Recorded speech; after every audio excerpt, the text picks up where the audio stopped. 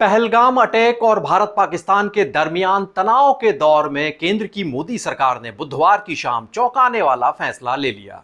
दरअसल super cabinet कही जाने वाली कैबिनेट कमेटी यानी सीसीपीए ने जाति जनगणना कराने को लेकर हरी झंडी दे दी।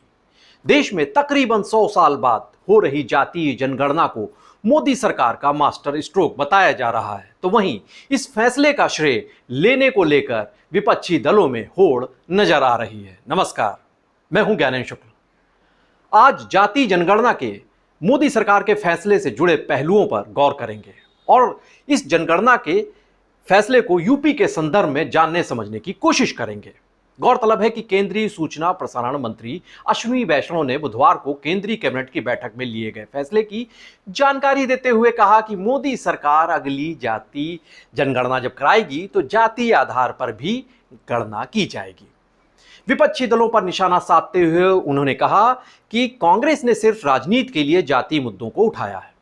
नाम लिए बगैर उन्होंने यह भी कहा कि कुछ राज्यों ने जातियों की गणना के लिए सर्वेक्षण किए हैं, कुछ राज्यों ने यह अच्छा किया है, कुछ अन्य ने केवल राजनीतिक दृष्टिकोण से गैर पारदर्शी तरीके से ऐसे सर्वेक्षण किए। ऐसे सर्वेक्षणों ने समाज में संदेह पैदा किया है। यह सुनिश्चित करने के लिए कि राजनीति से हमारा सामाजिक ताना बाना खराब ना हो, सर्वेक्षण के बजाय जातिगत जनगणना को शामिल किया गया है जनगणना में। वैष्णव ने यह भी दावा किया कि जाति जनगणना से सामाजिक ढांचे को कोई नुकसान नहीं होगा। आपको बता दें कि भारत में ब्रिटिश हुकूमत के दौर में सबसे पहली बार 1881 में जनगणना की शुरुआत हुई थी। पहली बार हुई जनगणना में जातीय जनगणना भी की गई थी, इसके भी आंकड़े जारी हुए थे। इसके बाद से हर 10 साल पर जनगणना होती रही। 1931 तक जनगणना में हर बार जाति के आंकड़े भी जारी होते रहे। 1941 में जनगणना में जातिवार आंकड़े जुटाए तो गए, लेकिन इन्हें जारी नहीं किया गया। आजादी के बाद से हर बार की जनगणना में सरकार ने सिर्फ अनुसूचित जाति और अनुसूचित जनजाति को लेकर ही जो आंकड़े थे वही जारी किए। अन्य जातियों के जातिवार आंकड़े 1931 के बाद कभी प्रकाशित नहीं किए गए। 1931 के आंकड़ों के मुताबिक देश में पिछड़ी जातियों का कुल आबादी का जो प्रतिशत है वो 52% है। मोदी सरकार के फैसले को लेकर यूपी के नेताओं की टिप्पणियों से भी आपको रूबरू कराते हैं। उत्तर प्रदेश के सीएम योगी आदित्यनाथ ने सोशल मीडिया प्लेटफॉर्म एक्स पर अपनी प्रतिक्रिया देते हुए लिखा कि 140 करोड़ देशवासियों के समग्र हित में आदरणीय प्रधानमंत्री नरेंद्र मोदी के नेतृत्व में सीसीपीए द्वारा जाति जनगणना को आगामी जनगणना में शामिल किए जाने का जो निर्णय है अभूतपूर्व है, स्वागत योग्य है। वंचित, पिछड़े, उपेक्षित वर्गों को उनकी सही पहचान, सरकारी योजनाओं में उनकी उचित भागीदारी दिलाने की दिशा में यह एक निर्णायक पहल होगी। प्रधानमंत्री का हार्दिक आभार जताया। उन्होंने कहा कि उनके नेतृत्व में बीजेपी सरकार ने सामाजिक न्याय और जो सुशासन है इसको वास्तविकता में बदलने के लिए यह ऐतिहासिक निर्णय लिया है।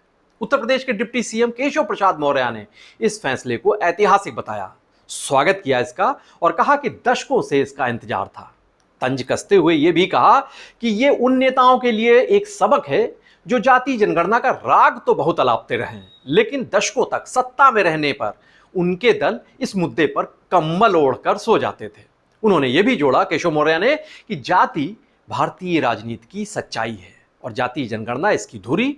लोकतंत्र इससे मजबूत होगा। जमीनी राजनीति के धुरंधर नेता मोदी जी इस जमीनी सच्चाई से वाकिफ हैं। समाजवादी पार्टी के राष्ट्रीय अध्यक्ष अखिलेश यादव की बात करें तो जाति जनगणना की मांग लगातार उठाते रहे हैं, पीडीए की बात करते रहे हैं। उन्होंने इस फैसले को भी 90% पीडीए की एकजुटता की 100% जीत करार दिया। कहा कि हम सबके सम्मिलित दबाव से बीजेपी सरकार मजबूरन में यह निर्णय लेने पर बाध्य हुई है। उन्होंने कहा सामाजिक न्याय की दिशा में, पीडीए की दिशा में ये एक जीत की महत्वपूर्ण कदम है। उन्होंने बीजेपी को चेतावनी भी जारी की, कहा कि बीजेपी सरकार को अपनी धांधली की जो नीति है इससे दूर रखना होगा, इससे ईमानदार जाति जनगणना को अपनाना होगा और जनसंख्या के अनुपात में वो अधिकार और हक इससे मिलेगा और अब तक जिस पर वर्चस्ववादी लोग फन मारकर बैठे थे, ये अधिकारों के सकारात्मक लोकतांत्रिक आंदोलन का पहला चरण है, ये अखिलेश यादव ने कहा। और बीजेपी की नकारात्मक राजनीति का अंतिम, बीजेपी की प्रभुत्ववादी सोच का अंत होकर रहेगा, अखिलेश यादव ने यह बात कही। और संविधान के आगे मन विधान लंबे समय तक चल नहीं सकता। वहीं एक महीने पहले कांशीराम की 91वें पुण्यतिथि का जब मौका था, तब बीएसपी सुप्रीमो मायावती ने जाति जनगणना की मांग को बुलंद किया था। उन्होंने कहा था कि जनगणना से ही जन कल्याण है। मायावती ने इसकी गारंटी डॉक्टर भीमराव अंबेडकर ने संविधान में दिया है। मोदी सरकार के फैसले पर टिप्पणी करते हुए मायावती ने यह भी कहा कि देश में मूल जनगणना के साथ ही जाति जनगणना कराने का केंद्र सरकार का जो फैसला है वो काफी देर से उठाया गया सही दिशा में कदम है। इसका स्वागत है। बीएसपी इसकी मांग काफी लंबे समय से करती रही है। उम्मीद है कि सरकार जनगणना से जन कल्याण के इस फैसले को समय से जरूर पूरा कराएगी, ये मायावती ने कहा। कांग्रेस पार्टी ने एक्स पर पोस्ट लिखी कि सामाजिक न्याय को लेकर यह बात कांग्रेस के हालिया प्रस्ताव में कही गई थी, जो 9 अप्रैल 2025 को अहमदाबाद में पारित हुआ था। देर आए दुरुस्त आए, यह कांग्रेस ने कहा। तो वहीं राहुल गांधी ने जाति जनगणना के लिए तेलंगाना मॉडल को ब्लूप्रिंट बनाने की पैरोकारी की। उन्होंने कहा कि इस जनगणना को डिजाइन करने में हम सरकार का पूरा समर्थन करेंगे, क्योंकि बिहार और तेलंगाना के डिजाइन में जमीन आसमान का फर्क है। राहुल गांधी ने यह भी कहा कि चाहे ओबीसी, दलित और आदिवासी हो, उनकी देश में कितनी भागीदारी है, जाति गणना से ये पता चलेगा। हमारी संस्थाओं में इनकी कितनी हिस्सेदारी है, ये नेक्स्ट स्टेप है, अगला चरण है। अब इन नेताओं के बाद आइए जानते हैं कि सियासी विश्लेषक इस मामले को लेकर क्या सोचते हैं, क्या उनकी राय है। दरअसल जाति जनगणना के फैसले के जो समर्थक वर्ग है, उनकी दलील है कि ओबीसी आरक्षण का आधार 94 साल पुराना 1931 का उन आंकड़ों के आधार पर तय होता है। ये अब अप्रासंगिक हो गया है। नए सिरे से जब आकलन होगा तो पिछड़े, अति पिछड़े वर्ग के लोगों की शैक्षणिक, सामाजिक, राजनीतिक और आर्थिक इस स्थिति की जमीनी सच्चाई उजागर हो सकेगी।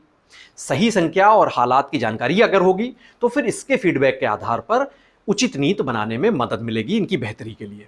वहीं इस फैसले के जो विरोध में वो तर्क पेश करते हैं कि इससे समाज में जाति नफरत, वैमनस्य बढ़ेगा, विभाजन बढ़ेगा।